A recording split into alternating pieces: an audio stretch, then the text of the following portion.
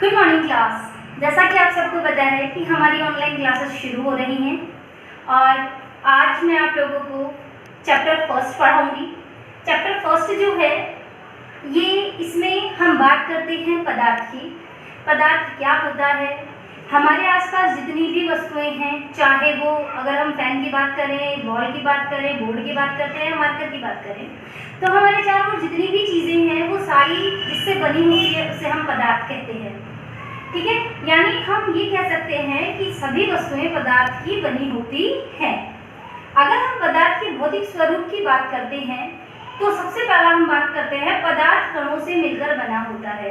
जितने भी वस्तुएं हैं वो पदार्थ की बनी होती हैं और जो पदार्थ होता है वो छोटे छोटे कणों से मिलकर बना होता है। तो सबसे पहली विशेषता हो गई पदार्थ की कि जो पदार्थ होता है वो कणों से मिलकर बना होता है। दूसरा हम बात करते हैं कि ये जो पदार्थ के जो कण होते हैं ये आकार में बहुत छोटे होते हैं, यानी पदार्थ छोटे छोटे कणों से मिलकर बना होता है। तो ये दो इनकी विशेषताएं हो गई, हम कह सकते हैं दो भौतिक स्वरूप हो गए कि पदार्थ कणों से मिलकर बना होता है और इन कणों का आकार बहुत छोटा होता है। अगर हम इसके लक्षणों की बात करें इन कणों के, तो सबसे पहला हम बात करते हैं कि कोई भी पदार्थ हो, हम एग्जांपल लेते हैं मार्कर की या आप बात कर सकते हो बोर्ड की, कि जो जितने भी पदार्थ होते हैं वो पदार्थ कणों से मिलकर बने होते हैं और ये जो कण होते हैं इन कणों के बीच में खाली जगह है या रिक्त स्थान पाया जाता है। हम बात कर रहे हैं कणों के लक्षणों की।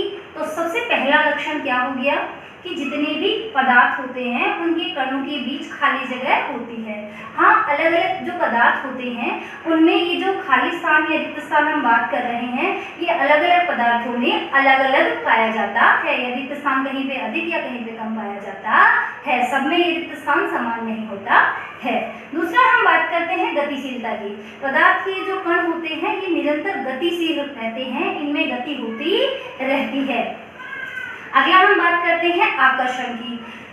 हम बात करें इस मार्कर की, तो ये मार्कर कणों से मिलकर बना है, इन कणों के बीच में खाली जगह है और ये जो कण है वो गतिशील है। अब आप कहोगे कि फिर हमें ये गति दिखाई क्यों नहीं दे रही, तो ये ठोस है मार्कर और ठोस के जो कण होते हैं उसकी गति बहुत ज़्यादा कम होती है। हम थर्ड बात करते हैं आकर्षण की। इन कणों के बीच में पदार्थ जो कणों से मिलकर बना होता है, इन कणों के बीच में आकर्षण बल होता है और यही बल जो होता है वो उनको बांधे रखता है और इसी बल के कारण वो आपस में बंधे हुए होते हैं। यानी हम कह सकते हैं पदार्थ के ये जो कण होते हैं इनकी तीन विशेषताएं, कणों के बीच खाली जगह होती है, लगातार वो गति करते रहते हैं और इनके बीच में आकर्षण बल पाया जाता है जिसके कारण वो आपस में बंधे हुए रहते हैं और वस्तुएं बनी हुई रहती हैं। अब हम बात करते हैं पदार्थ की अवस्था की। आप लोगों ने पहले की क्लासों में भी पढ़ा होगा, पदार्थ की तीन अवस्थाएं पढ़ी हैं आप लोगों ने, ठोस अवस्था, द्रव अवस्था, गैसीय अवस्था। यहाँ पे हम दो अवस्थाओं की ओर बात करते हैं। वैज्ञानिकों ने दो और अवस्थाएं खोजी हैं। चौथी अवस्था है प्लाज्मा और पांचवी अवस्था है बोस-आइंस्टीन कंडेंसर। ये दो अवस्थाएं वैज्ञानिकों द्वारा अभी खोजी गई हैं। हम बात करें इन पदार्थ की अवस्थाओं की, तो ठोस अवस्था की सबसे पहले हम बात करते हैं। पदार्थ की जिस अवस्था में जो कण होते हैं बहुत पास पास होते हैं, बहुत नज़दीक होते हैं और इनके बीच में जो खाली जगह है वो भी बहुत ज़्यादा कम होती है, उस अवस्था को हम कहते हैं ठोस अवस्था। जैसे कि मार्कर ये किस अवस्था में है? ठोस अवस्था में। क्यों? क्योंकि इसके जो कण हैं इनके बीच में खाली जगह बहुत कम है और वो खाली जगह कम होने का जो कारण है वो है आकर्षण बल। ठोस पदार्थ जितने भी हों, हम किसी भी ठोस पदार्थ की बात करें तो ठोस पदार्थ के जो कण होते हैं उनके बीच आकर्षण बल इतना ज़्यादा होता है कि वो आपस में पास पास बंधे हुए रहते हैं और उनके बीच खाली जगह बहुत कम होती है। इसी कारण वो जो पदार्थ होता है वो ठोस अवस्था में होता है। दूसरा हम बात करते हैं द्रव अवस्था की। द्रव अवस्था में जो पदार्थ के कण होते हैं इनके बीच आकर्षण बल ठोस की तुलना में थोड़ा सा कम होता है। ठोस पदार्थों में आकर्षण बल ज्यादा और यहाँ द्रव के जो कण होते हैं उनमें आकर्षण बल होता है थोड़ा कम। आकर्षण बल कम होने के कारण इनके बीच में जो रिक्त स्थान होता है, जहाँ हमने बात की है यहाँ पर, ये रिक्त स्थान थोड़ा ज्यादा होता है। रिक्त स्थान ज्यादा होने का मतलब है आकर्षण बल ठोस की तुलना में कम होना। ठीक है, यही कारण है कि जितने भी द्रव हैं वो, अगर हम पानी की बात करें, पानी को फर्स्ट पे डालते हैं तो वो फैल जाता है। अगर इसी वजह मैं मार्कर को फर्स्ट पे रखती हूँ तो वो नहीं फैलता। क्यों? क्योंकि इसके कण बहुत ज्यादा पास पास है आकर्षण बल के कारण, और द्रव के कण आकर्षण बल कम होने के कारण थोड़े दूर होते हैं। तीसरा हम बात करते हैं गैसीय अवस्था की। गैसीय अवस्था की अगर हम बात करें, ये हो गई द्रव अवस्था। गैसीय अवस्था की बात करें तो गैस के जो कण होते हैं वो बहुत दूर दूर होते हैं, और इनके बीच में जो खाली जगह होती है यानी रिक्त स्थान जो होता है वो बहुत ज्यादा होता है। अब हम इन तीनों अवस्थाओं की अगर हम कंपैरिजन करें तो जो ठोस पदार्थ जो होते हैं, यानी पदार्थ की जो ठोस अवस्था होती है उसमें आकर्षण बल बहुत ज्यादा होता है कणों के बीच में, द्रव में आकर्षण बल बहुत कम होता है, और जो गैसीय पदार्थ होते हैं या गैसीय अवस्था जो होती है पदार्थ की, उसमें आकर्षण बल नगण्य के बराबर होता है। इसीलिए जो वायु है या हम हवा की बात करते हैं वो एक जगह से दूसरी जगह प्रवाहित होती रहती है, क्योंकि अगर आकर्षण बल ज्यादा होगा तो ये प्रवाहित नहीं होगा।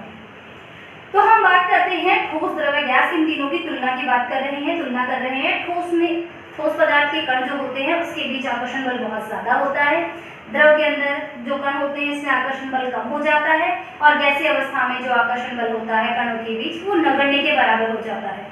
दूसरा हम बात करें कि ठोस जो होते हैं उनका आयतन निश्चित होता है, मार्कर है ये निश्चित आयतन है। द्रव का जो आयतन होता है वो भी निश्चित होता है, लेकिन जो गैस होती है उसका आयतन अनिश्चित होता है। तो हमने सबसे पहले बात की यहाँ पे आकर्षण बल की, दूसरा हमने बात की इनके आयतन की। ठोस का आयतन निश्चित होता है, द्रव का आयतन भी निश्चित होता है, लेकिन गैस का आयतन निश्चित नहीं होता। अब हम बात करें आकार की। कोई भी पदार्थ है जो कि ठोस अवस्था में है उसको कहीं पे भी रखें, कैसे भी रखें, उसका आकार निश्चित होता है। बोर्ड का आकार निश्चित है, चाहे इसको कहीं पे भी रखो, मार्कर का आकार निश्चित है, चाहे इसको कहीं पे भी रखो। लेकिन जो द्रव होता है, द्रव का आकार निश्चित नहीं होता। हम द्रव को जिस पात्र में डालते हैं वो उसी का आकार ले लेता है। यानी हम कह सकते हैं ठोस का आकार भी निश्चित होता है और इसका आयतन भी निश्चित होता है। हम बात करें द्रव की, तो द्रव का आकार अनिश्चित होता है, निश्चित नहीं होता। जिस पात्र में डालेंगे उसी का आकार ले लेगा, लेकिन इसका आयतन निश्चित होता है। जो गैस होती है इसका आकार और आयतन दोनों ही अनिश्चित होते हैं। हमने 3 गुणों से इनकी तुलना की है, ठोस, द्रव, गैस की, आकार, आयतन और आकर्षण। चौथा हम बात करते हैं रिक्त स्थान की।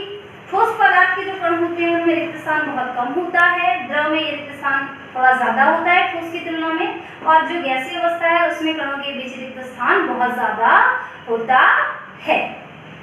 तो यहाँ पर इन कणों के बीच रिक्त स्थान के आधार पर पदार्थ जो है वो ठोस, द्रव, गैस में हम उसको वर्गीकृत करते हैं। अगर हम ठोस पदार्थ की बात करें, इसे ताप देने, ठीक है, ताप देने से इनके जो कण हैं इन कणों की गति बढ़ जाती है। गति बढ़ने से ये एक दूसरे से टकराते हैं और इनके बीच का रिक्त स्थान बढ़ जाता है, जिससे ये ठोस द्रव में परिवर्तित हो जाते हैं। और द्रव को अगर और अधिक ऊष्मा दी जाए तो ये गति और ज्यादा बढ़ जाएगी, जिससे ये द्रव गैस में परिवर्तित हो जाता है। तो यहाँ पे 5वां जो लक्षण है वो हम बात करें वो गतिशीलता की है। ठोस पदार्थ के जो कण होते हैं वो उनकी गति कम होती है, द्रव पदार्थों के कणों की गति ठोस की तुलना में थोड़ी ज्यादा होती है, और जो गैसीय पदार्थ होते हैं इनके कणों की गति बहुत ज्यादा होती है। तो यहाँ पे हमने 6 लक्षणों की बात की। ठोस, द्रव्य, गैसीय अवस्था के अंदर जो कण होते हैं उनके मध्य आकर्षण बल, उनके मध्य रिक्त स्थान, इनका आकार, इनका आयतन, ठीक है, ये जो कण है इनकी गतिशीलता की हमने बात की। इसी आधार पर हम इन ठोस, द्रव, गैस पदार्थ की जो तीनों अवस्थाएं हैं इनमें अंतर कर सकते हैं, इनको अलग अलग बांट सकते हैं। ठीक, धन्यवाद।